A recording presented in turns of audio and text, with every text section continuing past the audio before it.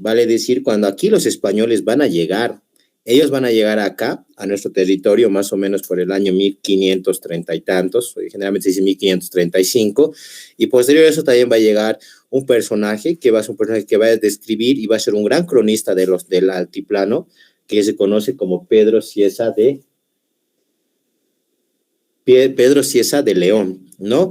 Y cuando Pedro Cieza de León llega, dice, a la región donde se encuentran los grandes bloques de piedras de Tiahuanacu, le va a preguntar a un indígena y le va a decir, ¿qué es eso? Señalando la pampa, ¿no? El indígena se imagina que está señalando la pampa, la paja brava, y el indígena le va a responder, dice, en idioma, a ver, les voy a mostrar acá, les va a responder, dice, en idioma aymara, y le va a decir, es Tiau Huañacu, dice, ¿no? ¿Qué significa? Dice, que es la ribera seca. Entonces dicen que desde ese momento los españoles van a empezar a llamar a este lugar como, Tiahuanacu, van a empezar a decir. Y van a llamarle entonces a esta cultura como Tiahuanacu. Hay otros cronistas, aparte de Pedro de Cieza de León, Pedro Cieza de León, como va a ser el cronista Garcilaso de la Vega. Y Garcilaso de la Vega va a decir que la palabra Tiahuanacu la va a decir un inca que va a visitar la región, que va a visitar, se va a sentar a descansar, dicen, las ruinas de piedra, y va a llegar su mensajero, ¿no? Lo que vamos a conocer más adelante, que se llama Chasqui. Y viéndolo todo cansado y agitado, le va a decir, Tiay Huañacu, le va a decir, haciendo referencia a Tiay, en quechua le va a decir, siéntate, guanaco, ¿no? Que guanaco era un animal, vamos a ver más adelante, un camérido, que era muy ágil. Entonces dice que en ese momento, y gracias a este inca, generalmente los cronistas dicen que es el inca Huayna Cápac, y va a llamarse entonces la cultura Tiahuanaco. Estas dos teorías hay sobre el origen del nombre de Tiahuanaco, ¿no? Que podría derivar de Pedro Cieza de León o bien del Inca, ¿no? Según estos. Hay otros nombres también con los que se le conoce a esta cultura. Algunos cronistas la van a llamar Taipicala, que quiere decir la piedra del centro, porque para las culturas altiplánicas y también para nosotros, Tiahuanaco es el centro donde se va a desarrollar la cultura en el altiplano. Otros la van a llamar también Huiñay Marca, que quiere decir la ciudad eterna, ¿no? Entonces, va a tener varios denominativos esta cultura, pero en síntesis, jóvenes, no sabemos ni el nombre real que haya tenido esta cultura, y los datos que vamos a ir compartiendo en la clase del día de hoy son recabados por varios cronistas e interpretaciones de historiadores, antropólogos y arqueólogos. Así que cualquier rato que ustedes tengan un dato que han recibido en el colegio, no sé, tal vez algún otro origen, si es que alguien quiere comentarlo, me lo dice y podemos compartirlo con sus compañeros y yo aclararles hasta donde conozca, ¿no? Entonces, estamos bien, entonces ya sabemos cuál es el origen de la palabra Tiahuanaco. ¿Dónde estuvo ubicada esta cultura Tiahuanaco? Para empezar, siempre hay que citar, la capital de Tiahuanaco es la misma ciudad, Tiahuanaco. Se va a expandir, dice, se va a expandir por varios países. Entre ellos podemos citar al Perú, a nuestro país, a Bolivia, y vamos a también a citar a la Argentina y Chile. Todo lo que están viendo, este mapita que estamos viéndolo acá, este mapa que estamos viendo acá, es el desarrollo, es donde se va a desarrollar la cultura tiahuanacota. Va a haber varias ciudades, la ciudad principal Tiahuanaco, pero va a haber varias ciudades donde van a hacer su asentamiento la cultura. ¿Ya? Muy bien. De esta diapositiva, jóvenes, vamos a decir cuál fue su tipo de gobierno.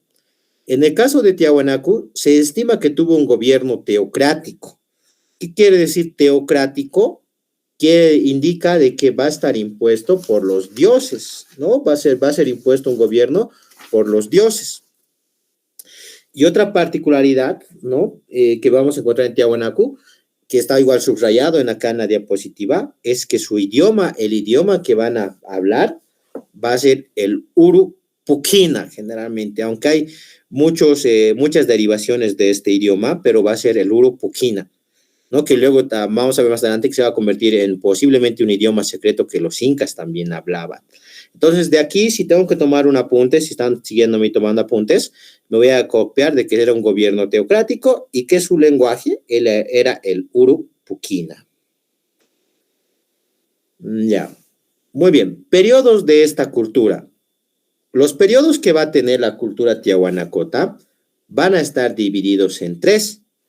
El periodo aldeano, que va a comprender la época 1 y 2, entre 1580 a.C. y el 45 después de Cristo, va a ser el primero. Y este tiene como principal característica de que va a ser simplemente un asentamiento donde la gente va a convivir. En otras palabras, va a ser un pueblito donde no va a existir clases sociales y van a empezar a cultivar productos como la papa, la quinoa, y van a conocer ya en este momento la cerámica y la metalurgia.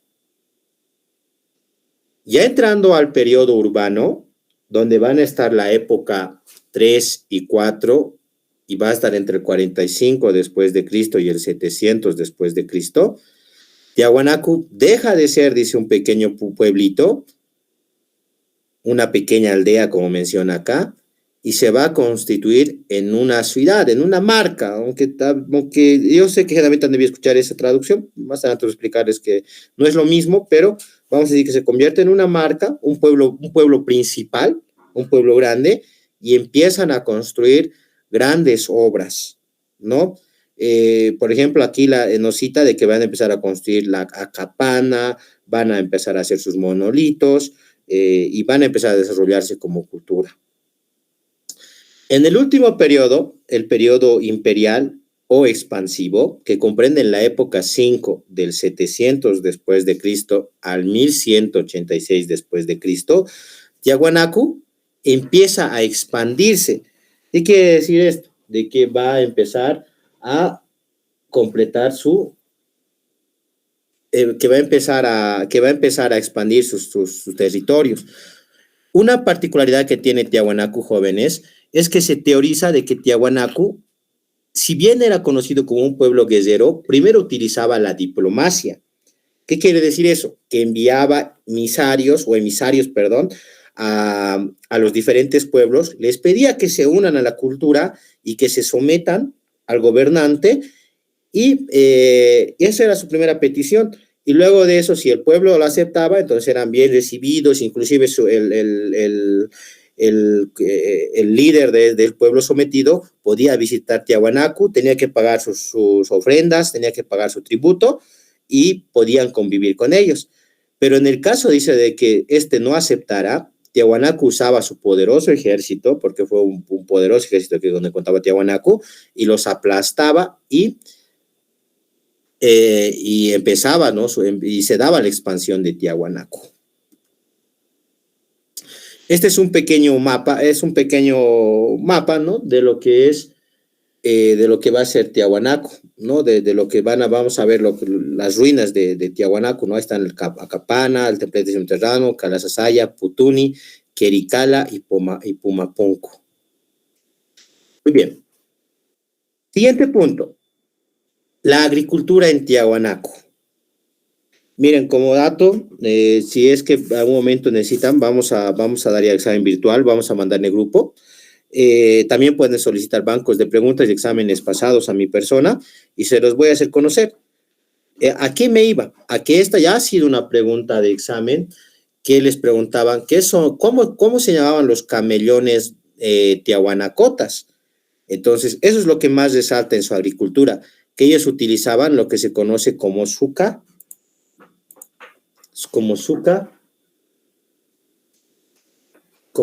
collos, ¿ya? ¿Y qué significa collos? Viene, dice, de dos palabras, una que es suca y otra que es surco, suca, que quiere decir surco, y collu, que quiere decir amontonamiento. Entonces vamos a tener, ¿no? Que los camellones, los cuacollos habían sido amontonamientos de tierra, en pocas palabras. Y no son, si alguna vez han visto algún surco, van a ver que son pequeños. Estos, miren los diámetros, dice que medían 1,50 de alto, o sea, vale decir que desde la parte superior hasta la profundidad tenían 1,50 m de alto. Es alto, ¿no? Y van a tener de ancho, o sea, vale decir, es de a este lugar, van a medir de 12 a 15 metros. Y de largo, o sea, de acá hacia este lado, ¿no? No sé si está pudiendo ver el movimiento, ¿no? De este lado, van a acabar midiendo, en algunos casos, hasta 200 metros. Entonces, vamos a tener esa característica. Y a ver, les voy a dar 3 segundos para que alguien responda. Yo sé que van a poder responder esto, porque todos somos altiplánicos. ¿Cuál es el principal problema del altiplano? Y ayer mismo les mencionaba, ¿cuál es el principal problema que tenemos en el altiplano? ¿Por qué nos quedamos chiquitos, según decían nuestros abuelos y nuestras madres? No sé si alguien puede participar. Les voy a dar un minuto.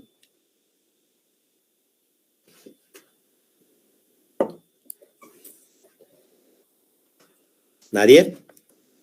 ¿Nadie es del altiplano? Pueden escribir si quieren, voy a leer.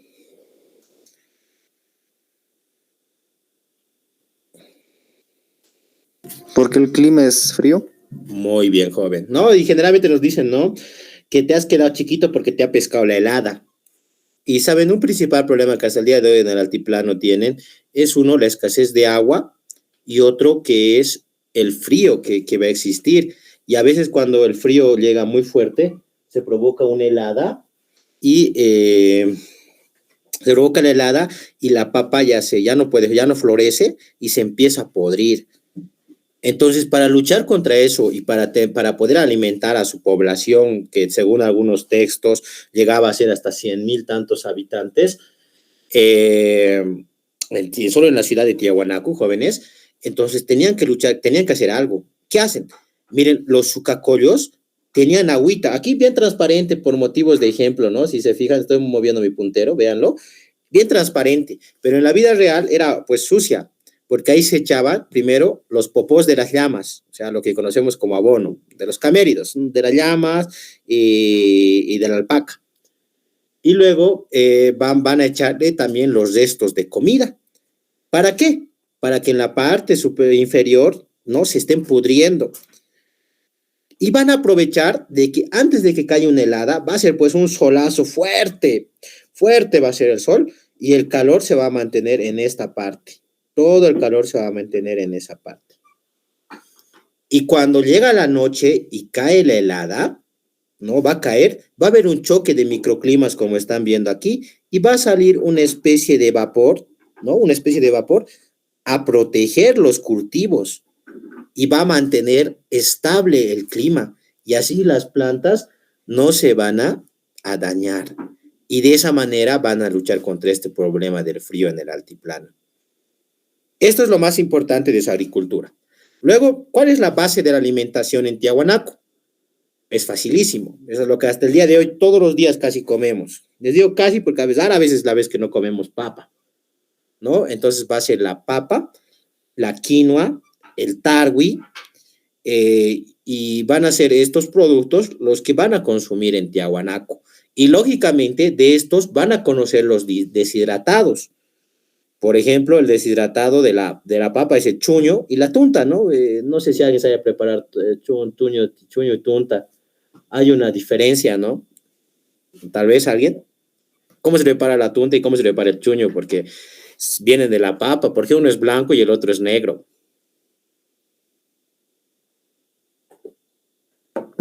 Es una muy buena pregunta, ¿no creen? Me gustaría si alguien sabe. La tunta creo que se pone en pozos de agua y el chuño es así en la tierra. Muy bien, joven, ¿no? Como dice su compañero, para hacer la tunta se necesita, dice, hacerlo cerca de los ríos o pozos de agua, se los remoja y por eso se vuelve blanco, mientras que el chuño lo hacen en seco y a los dos se los pisa, pero al chuño especialmente se le hace ese tratamiento. Entonces vamos a tener esos productos deshidratados. Otro igual que es conocido de la oca, por ejemplo, que es el... A ver, ahorita me han pescado una buena curva. ¿Cuál es el deshidratado de la oca?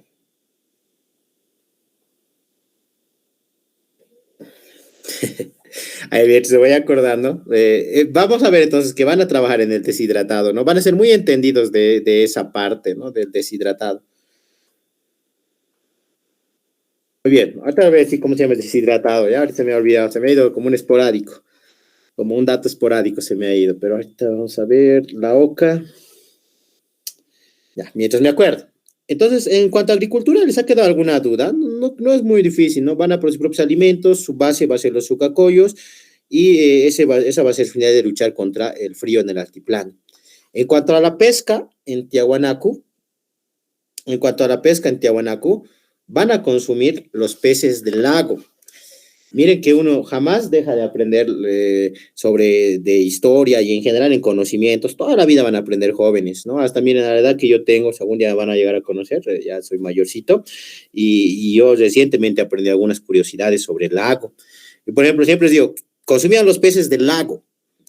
¿Cuáles peces son esos? Ustedes todos han de comer. ¿Cuáles peces creen que son? A ver, denme una lista y les voy a decir si están en lo correcto o en lo falso.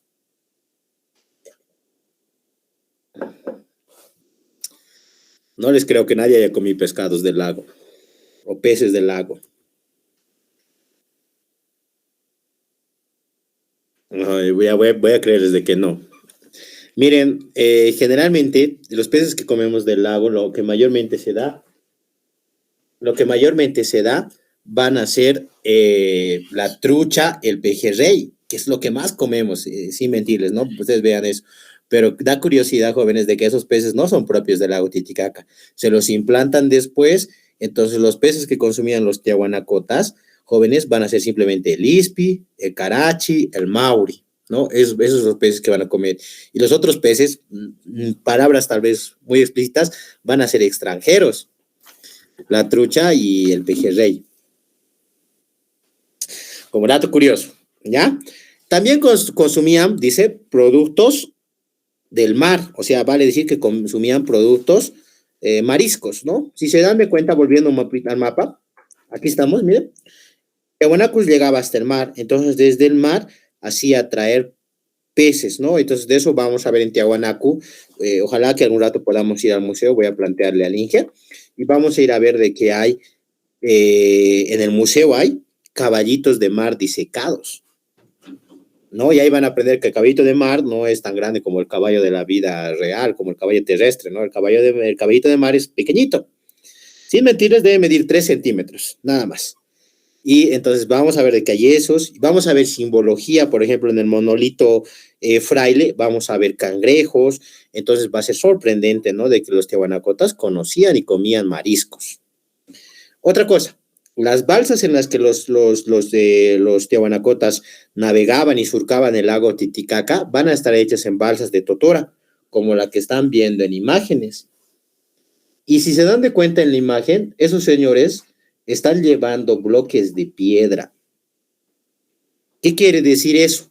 Que las construcciones que vamos a ver en Tiahuanacu eran traídas desde el otro lado del lago Titicaca, y eran cruzadas en estas balsas. Hasta ahí todo bien.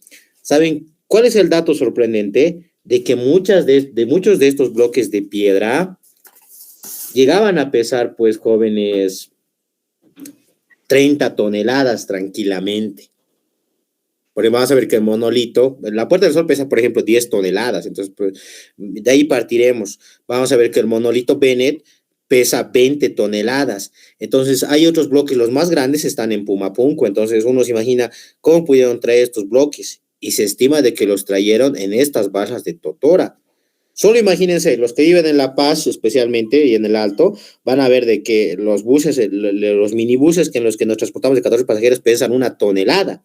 Entonces estamos diciendo que más o menos 30 minibuses entraban en estas balsas de Totoras y cruzaban el lago Titicaca. Es muy sorprendente, ¿no? Y lógicamente por el peso va a ser más grande, más pequeño cada uno de estas balsas, ¿ya? Muy bien, si no hay dudas sobre la pesca en Tiahuanacu, podemos ir avanzando, ¿no? Igual por si acaso disecaban disecaban el pescado y tenían sus reservas en pescado seco, ¿ya? Entonces van a igual utilizar el deshidratado de esto. Muy bien, vámonos al siguiente punto que es la agricultura, que es la ganadería o crianza de camélidos, que eso sería lo correcto en Tiahuanacu, la crianza de camélidos. En Tiahuanacu, jóvenes, los animales que van a criar van a ser los camélidos y van a ser tres. La llama, miren, aquí tenemos una llama, la alpaca y el guanaco. Ya, yo creo que a la alpaca y la llama lo conocen. Al guanaco, más que todo lo van a ver en el lado del Perú. Y es como esto que están viendo, esto es un guanaco, y esto que están viendo aquí es un dibujito de un guanaco, ¿no? Entonces, estos van a ser los guanacos, que esta vez el que no conocemos. De estos animales, alguna vez se van a preguntar, ¿y cuál es el más usado por...? Primero se van a preguntar, ¿y la vicuña? Porque me ha dicho llama, alpaca y guanaco, ¿y la vicuña igual va a ser del uso de los tiahuanacotas, pero los que han podido ver van a dar cuenta que estos animales son salvajes y que no se los puede criar. Entonces van a cazar a la vicuña. Entonces, correctamente, es decir, criaban la llama, la alpaca, el guanaco y cazaban a la vicuña, ¿no? De estos animales, la llama siempre fue, igual que Huancarani, la llama va a ser el animal más útil. Ya les había explicado en Huancarani de que este animal les va a dar, primero, lana para hacer su ropa. Segundo, cuando lo maten, les va a dar su cuero, que muchas veces es utilizado para forrar las casas, no sé si han visto alguna vez, es como colocarle una telita para que no entre el frío y sea más caliente, ¿no? Y en sus camas de adobes, ¿no? Es igual en algún momento, tal vez si van al campo, van a ver que hasta el día de hoy se usan camas de adobe, colocaban encima y podían descansar en eso. 3, va a ser su carne, que es la carne más sana del mundo, ¿no? ¿Cómo ha cambiado el mundo? Hace 10 años, cuando yo era joven, esta carne era pues regalada, nadie la quería comer, aunque no lo crean, decían, se maltrata el animal, no se puede comer. Y en los últimos años se ha hecho investigaciones y han dicho, no, la carne de llama es la más sana y hoy en día es la más cara, ¿no? Y comer un charque de llama es más caro que comer un charque de oveja. Particularidad. Entonces va a ser eso igual. Y como último aporte que les va a dar, va a ser que ella va a cargar bastante peso para intercambiar productos con sus vecinos. Recuérdense que no propiamente en Tiahuanaco se siembra coca, pero los tiahuanacotes consumían coca. Entonces, ¿cómo hacían? Viajaban con caravanas de llamas hacia los yungas y volvían y traían esto. Y comían igual frutas, etcétera. Igual van a ir a traer en sus caravanas ida y vuelta, ¿no? Va a ser un animal muy útil la llama. Y bueno, para complementarlo, igual hacían charque, ¿no? Van a consumir el charque o sea, va a ser la carne secada, ¿no? Deshidratada de estos animales también.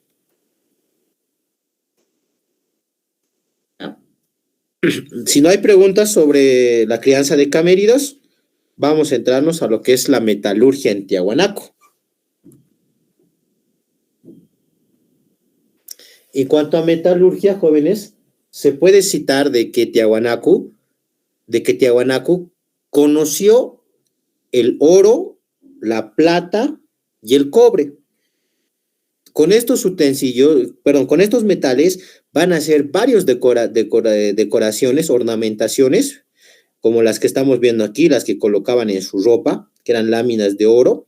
Vamos a ver que van a utilizar, miren, aquí intentan hacer figuras zoomórficas, ¿no? Esto es un puma, por ejemplo, lo que estoy aquí citando. Entonces van a intentar representar figuras y demás, y todo va a ser para decoración y ornamentación, ¿no? Entonces van a utilizar entonces el oro, la plata y el cobre. De esto, lo más interesante, jóvenes, va a ser cómo fundían, porque saben que necesitan altas temperaturas para poder hacer la fundición de estos metales. Entonces, generalmente se les atribuye a los tiahuanacotas haber utilizado los hornos andinos, que son los que estamos viendo aquí en las imágenes. No sé si se ven donde el burrito está, es una recreación de cómo se veían. Y estos van a ser los hornos, ¿no? ¿Cuál era su funcionalidad? Se subía, dice, a la parte superior de una montaña y en lugar de estar soplando y soplando, como generalmente hacemos para prender la parrillada, el propio viento de estar ahí encima entraba por los huecos y soplaba y hacía que la brasa levante más calor y en el centro luego se podía fundir y luego se vaciaba en algún molde.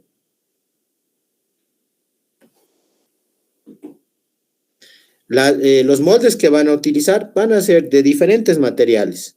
Hay algunos autores cronistas que van a decir que van a utilizar moldes de madera, moldes de piedra y moldes de barro también que van a utilizar, o de cerámica que van a utilizar.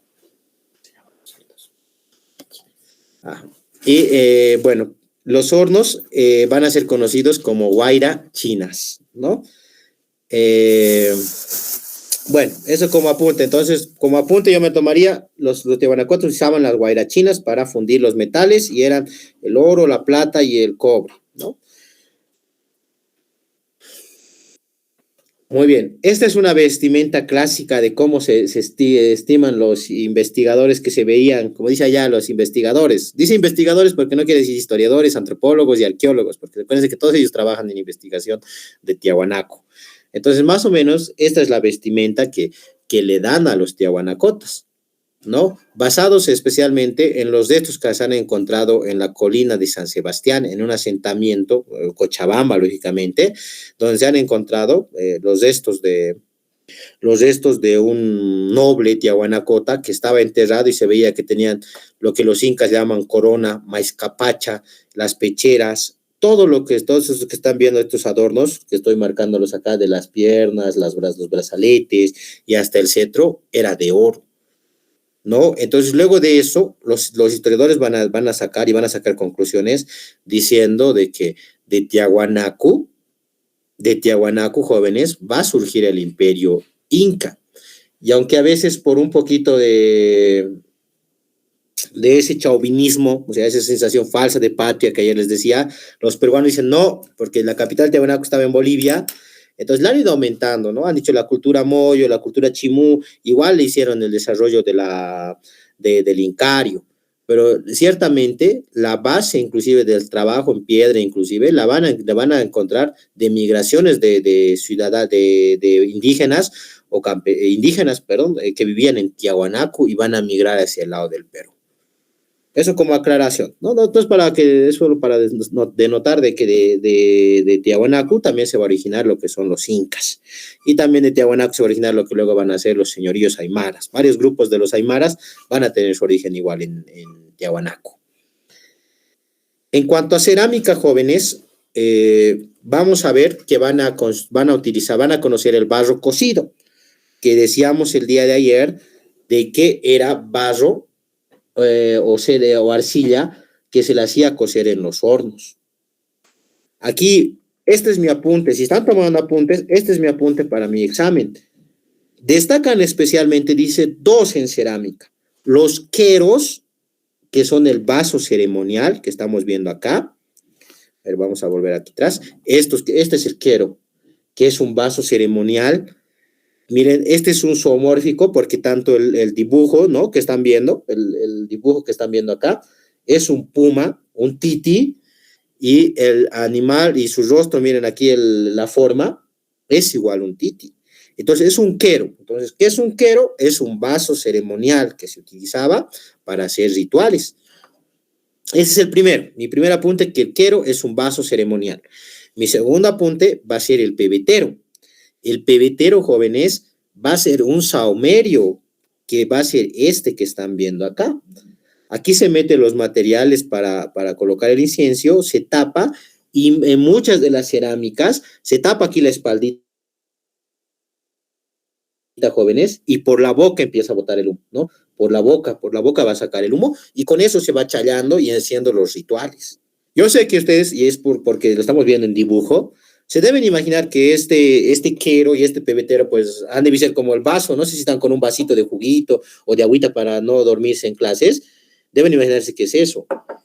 Pero no, jóvenes. Estos más o menos tenían el tamaño de un basurero. A ver, un basurero que tengan en su casa. Y les prometo que no va a fallar. A no ser que tengan un basurero municipal, ahí sí ya fallamos, pero un basurerito de esos donde echamos papelitos y demás, de ese tamaño más o menos, jóvenes. O sea, les estoy diciendo que más o menos medía unos 25 centímetros, habiendo de todo tamaño, ¿no? Pero más o menos en promedio unos 25 centímetros. Era una cosa grande y espectacular. O sea, cuando algún rato visiten Tiahuanaco, van a ver y van a sorprenderse. Y estos pebeteros, lo propio, eran grandes, intensos, que se utilizaban. Ojo, les estoy diciendo que estos son los principales, pero no les estoy diciendo que es lo único que hacían en cerámica, porque van a hacer platos, van a hacer vasitos más pequeñitos que los queros, que eran conocidos como achalladores, van a hacer tinajas, van a utilizarla en muchas cosas la cerámica, ¿ya? Pero su principal, queros y pebeteros. Por eso miren acá, aquí hay otro quero, es zoomórfico, no se olviden, zoomórfico, forma de animal. Lo que estamos viendo aquí es un cóndor, por ejemplo, y lo que estamos viendo acá es un titi. Entonces, si no les queda alguna duda o quieran preguntar algo, entonces podemos ir viendo, podemos pasar al siguiente punto, dejando de lado la cerámica. Voy a contar hasta 10 y voy a cambiar.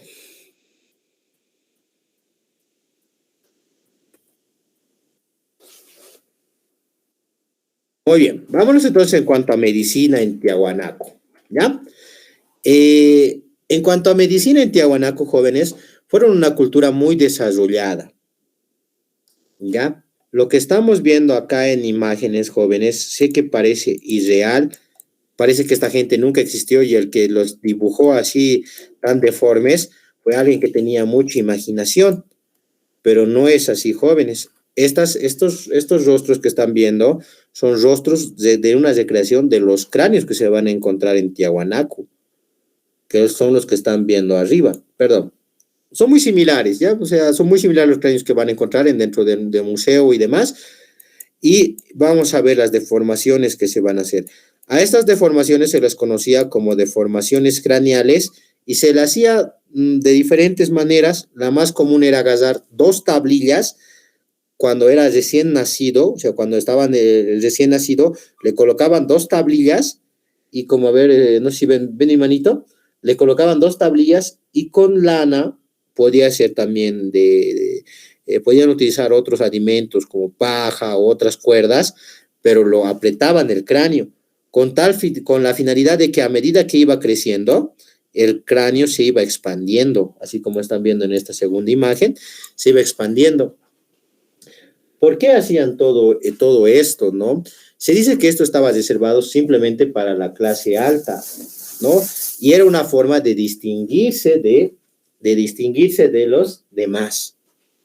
Ahora, algunos dirán, y me gustaría que ustedes me pregunten, pero como están calladitos y tímidos, miren, ¿hacía algún daño al bebé esto? O sea, miren, deformar el cráneo. Ustedes han tenido hermanitos, tal vez algún sobrinito, chiquititos los han traído. Ustedes toquen, no le toquen con fuerza, pero si tocan su craneito suavito. Y por eso lo tienen que tener harto cuidado los primeros meses. Y entonces, como el cráneo era blandito, lo podían deformar. Y muchos historiadores, perdón, muchos arqueólogos coinciden en que posiblemente esto causaba un daño cerebral. No causaba la muerte, porque muchos cráneos de estos individuos llegan hasta pasando los 30 años. Entonces no morían en ese instante, pero sí era posible que les causara un daño cerebral, ¿no? Y bueno, eso va a ser, digamos, algo malo de lo que va a ocurrir con la deformación. Otra particularidad de la cultura tiahuanacota va a ser de que van a realizar lo que se conoce como trepanaciones craneales. Las armas que utilizan ya que van a ser de diferentes metales, en este caso cobre, van a dañar, digamos, cuando te golpean en tu cabeza, no sé si alguna vez alguien ha visto que cuando te pegan en tu cabeza se hincha, se hace una bola donde queda sangre podrida y demás, y eso provoca dolores de cabeza, jaqueca y hasta la muerte. Actualmente los médicos jóvenes hacen estas trepanaciones en quirófano. Parece chiste o no, les comento como anécdota, cuando trabajaba en un hospital, le colocan a la persona como en una prensa y con un taladro Esto sí les voy a mentir porque no sé qué marca habría sido el taladro, pero era un taladro, se los prometo que era un taladro como el que ven, digamos, en una carpintería o en una cerrajería, inclusive la mesa, ¿no? O sea, era muy similar y se procede a hacer el agujero. Lógicamente hay una medida porque es una persona la que está haciendo, le hacen el agujero con un taladro y empiezan a sacar esa sangre podrida. Imagínense que más o menos estamos hablando eh, hace 3000 años, digamos, ¿no? Digamos que lo han hecho la primera, no hay una datación exacta, pero más o menos estamos hablando de ese tiempo que los tiahuanacotas ya hacían estas trepanaciones craneales. Y ustedes dirán, ¿cómo lo hacían sin que se infecte? Porque hoy día nadie puede hacer un cráneo, agujerear un cráneo sin que pase algo mal. Lo que pasaba es que utilizaban utensilios de oro. Y el oro tiene una propiedad muy interesante que no se oxida. Ya, hasta ahí está bien. Utilizamos herramientas de oro para hacer el agujero. ¿Y qué hacemos con las personas? O sea, la persona se va a mover, no se va a dejar que la agujeree en su cabeza así porque sí. Y los tiahuanacotas jóvenes utilizaban la base de lo que hoy día se va a conocer para hacer la chicha. ¿No? Van a producir chicha y hacían prácticamente que se emborrache la persona hasta que pierda la conciencia y una vez en esa situación procedían a hacer la trepanación y sacar la sangre. Y el hueco se va a quedar así como están viendo en imágenes. No se ha encontrado en Tiahuanacu restos, ¿no? Que utilizaran exactamente las plaquetas de oro. En este huequito, jóvenes, otras culturas como los paracas van a tener, digamos, restos donde van a ver gente que va a tener oro en esta parte en vez del hueco. Para tapar el hueco van a tener oro. Y es muy seguro de que Tiahuanacu hacía lo mismo, ¿no? De que Tiahuanacu te rascaba un poco más a los costados y colocaba la plaqueta de oro, colocaban un gorro y hasta que el cráneo se adhiera al oro, perdón, de que el oro se adhiera al cráneo, lo dejaban. Y de esa manera podían hacer estas operaciones jóvenes. Y ustedes dirán, ¿no duele la cabeza luego de la operación? Pues sí, y se utilizaba remedios como la coca y otras plantas del altiplano que sirven para luchar contra dolores de cabeza, etcétera. ¿Ya? Como último dato, no estamos viendo muchos textiles de Tiahuanaco. Los Tiahuanaco sí hizo muchos textiles, se caracterizaban los gorros como base, para su jerarquía social. O sea, tú veías a una persona con este gorro y sabías que era una autoridad de Tiahuanaco. ¿Y por qué estos gorros? Hoy día los han hecho muy grandes en la coronación de Evo Morales, coronación, digo, en su posición de presidente. Cuando lo han coronado, han visto que se ha colocado un gorro así grandote y se lo ha colocado en toda su cabeza. Pero en realidad estos gorros eran pequeños, jóvenes. Vale decir que no pasaban los 8 centímetros, o sea, eran pequeñitos. Y eran justamente para colocar a estas personas deformes aquí en la puntita. En la punta del cráneo lo colocaban, no lo colocaban en toda la cabeza, sino simplemente en la punta. Entonces, también para eso fue útil las deformaciones craneales, ¿ya? Muy bien, si no hay dudas, pasamos al siguiente punto.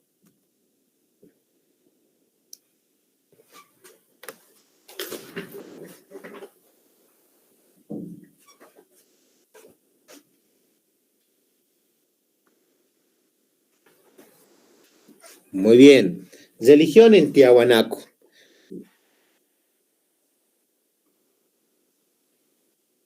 Lo que pasa con la religión en Tiahuanaco, jóvenes, es que es politeísta. ¿Qué quiere decir? Que va a tener varios dioses. Lo malo, y tal vez esto algunos van a decir, no, yo he leído que tenía tal dios, Viracocha, que tenía Linti, que tenía la Pachamama, que tenía Iyapa. Miren, no sé cuántos dioses más conocerán que son del tanto incas como aymaras, pero no se sabe con exactitud cuáles eran los nombres de los dioses que tenían los tiahuanacotas. Alguno me dirá, pero Viracocha está en la Puerta del Sol. Miren, aquí tenemos Viracocha. Pero en realidad, jóvenes, lo más correcto es simplemente llamarle el dios de los báculos.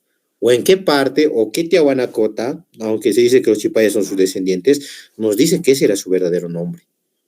Entonces, ¿por qué tiene tantos dioses? Es porque como de Tiahuanaco surgen el Incario y los Aymaras, entonces van a adoptar los mismos dioses. Entonces, yo les aconsejo siempre, Tiahuanaco, digamos que son politeístas, y Viracocha, porque aparece en la Puerta del Sol, y según algunos exámenes igual van a ver, ese va a ser su dios principal, su dios creador, etcétera.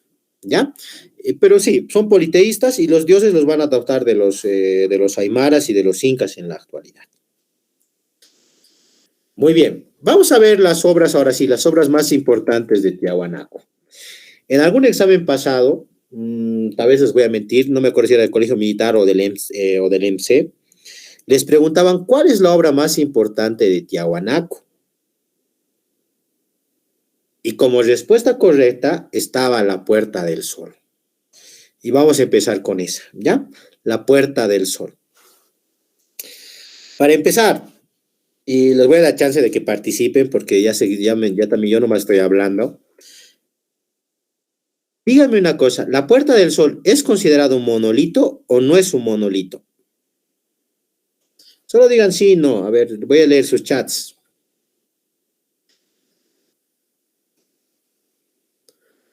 ¿Nadie? ¿Qué es? ¿Eso es un monolito o no es un monolito la Puerta del Sol? Creo que sí, Lice. Muy bien, joven. Muy buenas participaciones, ¿no? De su compañero. Es un monolito. ¿Por qué? Porque la palabra mono es uno y lito es piedra. Entonces, para ser un monolito, tienen que estar hechos de un solo bloque de piedra. Y la Puerta del Sol, a pesar de que vean que está partida acá y demás, es solo un solo bloque de piedra. Entonces, sí es un monolito también la Puerta del Sol. Aquí hay una datación. No va a ser muchos problemas con los años, pero generalmente se dice que hace 600 después de Cristo fue construida la Puerta del Sol. Mide, dice, 3 metros de altura, o sea, desde la base hasta la parte superior, tiene 3 metros de altura y de ancho, ¿no? Como están viendo, no sé si se alcanzan las medidas, ahí van a ver que es más o menos 4 metros, dice que va a tener. Está hecha perdón, su peso va a ser de 10 toneladas, lo que les decía, ¿no? Y va a estar hecho de piedra andesita. Andesita va a ser la piedra con la que se va a construir la Puerta del Sol. Hasta ahí son datos básicos, ¿no? Su tamaño, que había medido 3 metros, de ancho había tenido 4, que pesa 10 toneladas y está hecho de piedra andesita. Y aquí viene el mito. Esto que ustedes están viendo en la parte superior, generalmente, como les decía, le llaman el dios Viracocha, pero es el dios de los báculos. Y a los costados, jóvenes, fíjense, está la corte, que son estos hombres alados. La primera fila, fíjense, son una, dos, tres filas, ¿no ve? 3 filas de hombres alados. La primera fila son hombres alados. La segunda fila son zoomórficos. Si se dan de cuenta, son cóndores que están mirando. Miren, estos están mirando directo al Viracocha. Estos igual están mirándole hacia arriba y están arrodillados los dos, porque esta era su deidad máxima. Eso es lo que representa. Y en la tercera fila, nuevamente tenemos a figuras antropomórficas que representarían a los hombres alados. Y en la parte inferior, jóvenes, tenemos unas figuras de sol. No sé si ustedes pueden acercar también un poquito más con sus celulares, van a ver que son unas figuras de sol. ¿Qué es esto? Generalmente, jóvenes, y miren que estamos pasando, el 21 de junio ha sido el año Nuevo Aymara, no sé si han ido a Tiahuanaco, han visto las transmisiones, etcétera. Siempre se dice de que este es un calendario solar. Eso es lo que generalmente dicen. Pero según nuevos estudios, y si ustedes van a investigar un poquito más, se los voy a dejar como un dato de curiosidad, es posible que este sea más un calendario venusino que un calendario solar. Y otros autores todavía se atreven a decir, es un calendario lunar, no es un calendario ni solar ni venusino. Y entonces de ahí empieza la disputa. Alguna vez alguien me preguntó, ¿esa Puerta del Sol estaba en ese mismo lugar? ¿Por qué le ha caído un rayo? Porque ese es el mito, ¿no? Dicen de que estaba en el mismo lugar que va a ser Calasasaya. En Calasasaya va a estar. Y dicen que algún rato lo quisieron mover del lugar y acomodarlo en la pirámide de Acapana y un rayo cayó y lo detuvo el movimiento. Pero hay otros cronistas que dicen que originalmente cuando se encuentra estaba donde ahorita es Acapana, ahí estaba y luego la trasladan a Calasasaya, ¿no? Y ahí entra la discusión, ¿cuál está diciendo la verdad? Como dato curioso para su complementación, ¿no? De ustedes y tal vez entre en algún examen, cuando Antonio José de Sucre ingresa a Bolivia, ¿no? Ingresa justamente por el desaguadero, va a pasar por Tiahuanaco y va a mirar esa puerta y la Puerta del Sol y él la va a hacer parar, ¿no? Va a decir que este sea un símbolo para el orgullo de este territorio y va a hacerlo parar la Puerta del Sol, que estaba, no sé si tengo una foto caída, no la tengo, pero estaba caído, o sea, estaba mal colocada la Puerta del Sol. Entonces fue un símbolo desde el propio Sucre que dijo que tenía que ser un símbolo para nuestro orgullo nacional. Muy bien. Aquí está una reconstrucción de cómo se veía originalmente Viracocha, y esta es la corte, lo que les decía, ¿no? Un poquito lo voy a acercar y vamos a acelerar un poquito por el tiempo. Ahí está Viracocha, ahí está la corte, así originalmente se veía. Hoy día por el desgaste y demás ya está muy borroso lo que se puede ver. Las fotos antiguas han sacado esto más o menos, que así se veía. Otra obra importante, y este ya es un monolito, bueno, perdón, el otro igual era un monolito y este también es un monolito, es el monolito Fraile, ¿no? El monolito Fraile, vamos a encontrarlo igual en el templo de Calasasaya, y este más o menos tiene una altura igual de 3 metros y está tallado en piedra arenisca. Aparte de llamarle monolito fraile, porque los que lo encuentran eran unos curas, o sea, eran personas religiosas, y lo miran y le miran de que está agarrando un quero, un vaso ceremonial, y está agarrando un cetro, y le dicen, esto debe ser un sacerdote y demás, y lo bautizan así como fraile. Hay otras versiones también, pero esa va a ser la que vamos a utilizar. Y lo característico es de que por estos cangrejos que están viendo aquí en la parte inferior, lo van a llamar el dios del agua. No sé si, yo creo que sí, porque yo estoy viendo también en mi celular, pueden acercarlo, inclusive ustedes, yo aquí ya no puedo acercar más, es lo máximo, ustedes lo pueden acercar y pueden notar muy claro cómo son estos cangrejos, ¿no? Que sí se notan, ¿no? Entonces vamos a tener otra deidad que va a ser el monolito fraile. Perdón, otro monolito que va a ser el monolito fraile. En el mismo templo de Calasasaya vamos a encontrar al monolito Ponce. Este monolito Ponce se estima que fue descubierto, dice, por el arqueólogo Carlos Ponce Sanginés el 8 de noviembre de 1957 y por eso lleva su nombre. ¿Ya? Ojalá que un rato visiten Tiahuanaco y van a ir a debatir este dato con las personas, porque dan otra persona. Tiene igual su explicación, pero vamos a quedarnos con este dato. Ponce Sanginés descubrió el monolito Ponce y por eso se llama así. Este monolito igual, miren, aquí dice 2,10, pero no, este monolito igual mide 3 metros. Ah, perdón, sí está bien, 3 metros de alto está, perdón. No, está bien. 3 metros de alto tiene el monolito. Y entre sus características principales, que este es, miren, una fotografía, vamos a encontrar de que igual está agarrando un quero y un bastón de mando. Aunque algunos dicen que ya que no es un quero exactamente, sino que es una tablilla donde están las pastillas alucinógenas con las que los tiahuanacotas hacían igual sus rituales, ¿ya?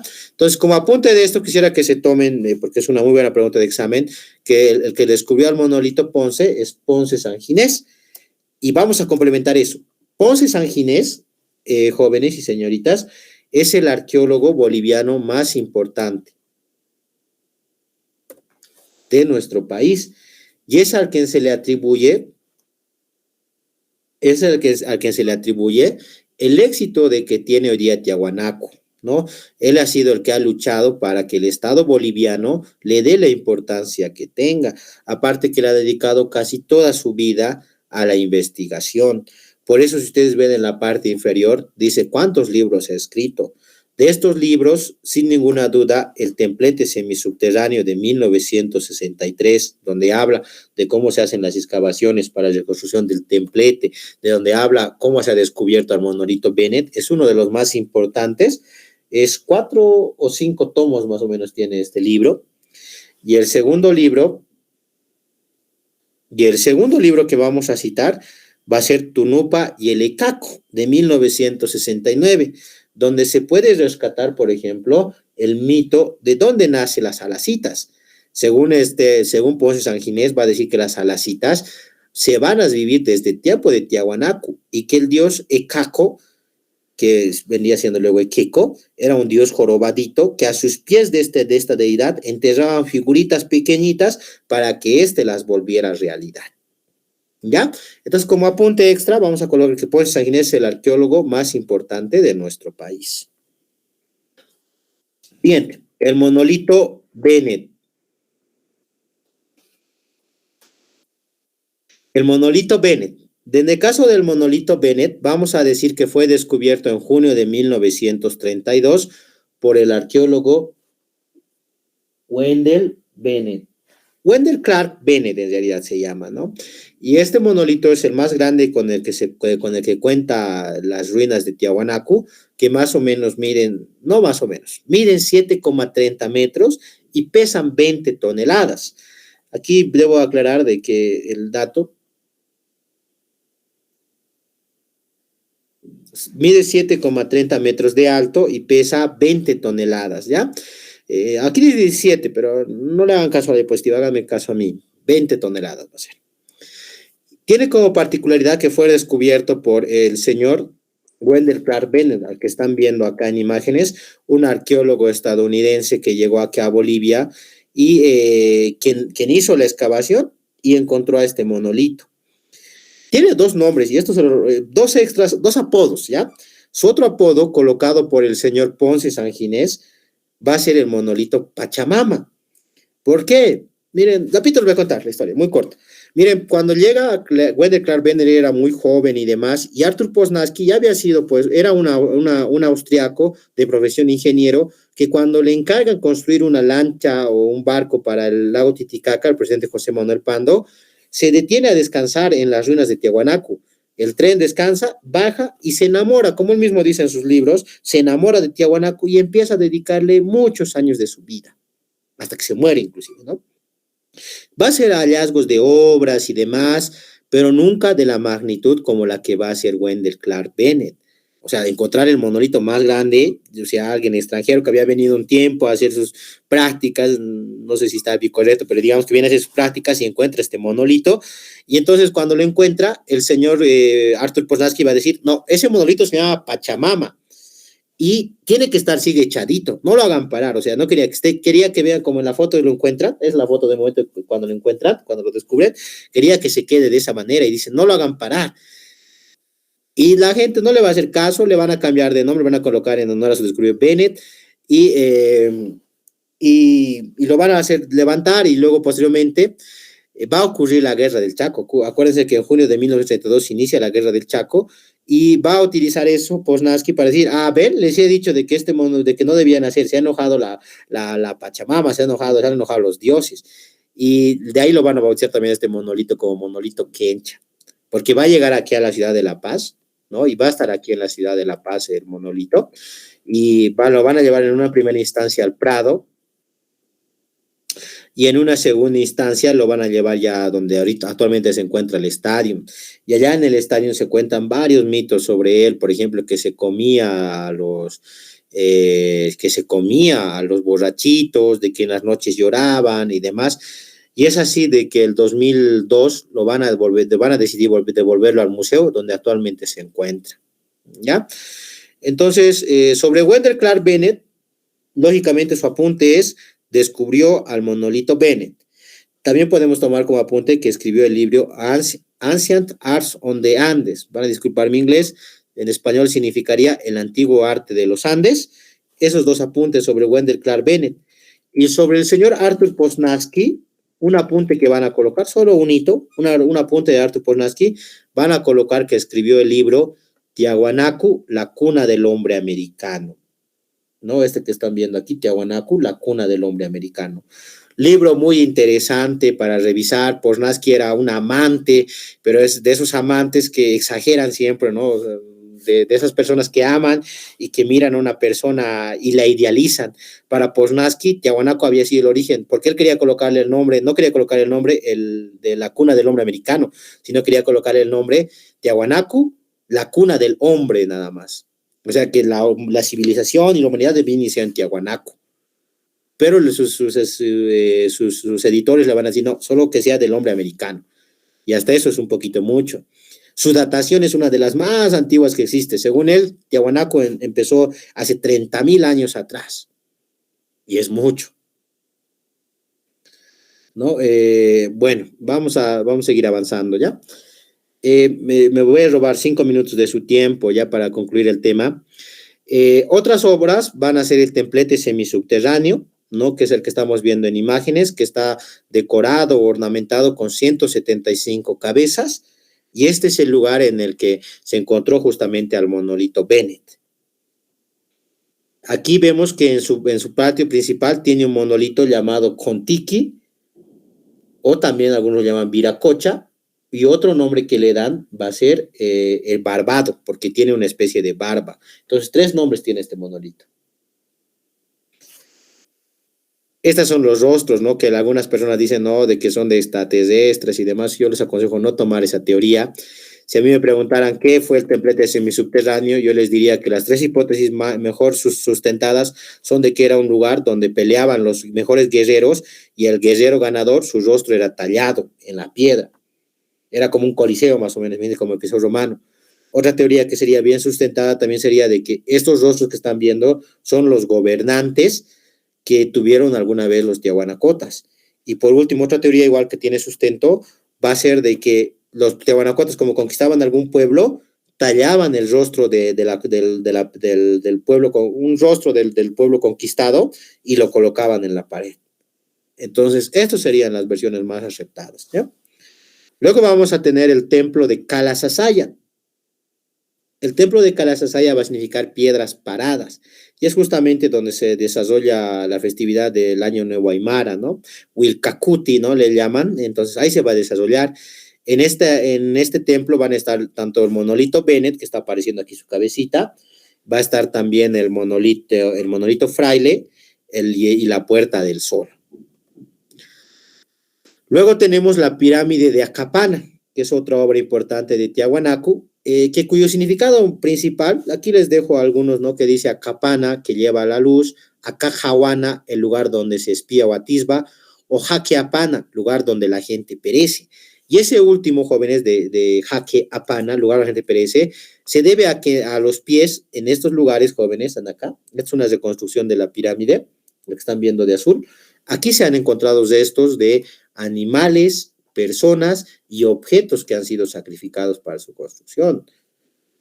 Y a esto le suma esta escultura que va a estar en la escalinata, que son conocidos como chachapumas o hombres pumas, que representan, dice, a un sacerdote disfrazado de puma, agarrando la cabeza, fíjense muy bien, la cabeza de una de sus víctimas.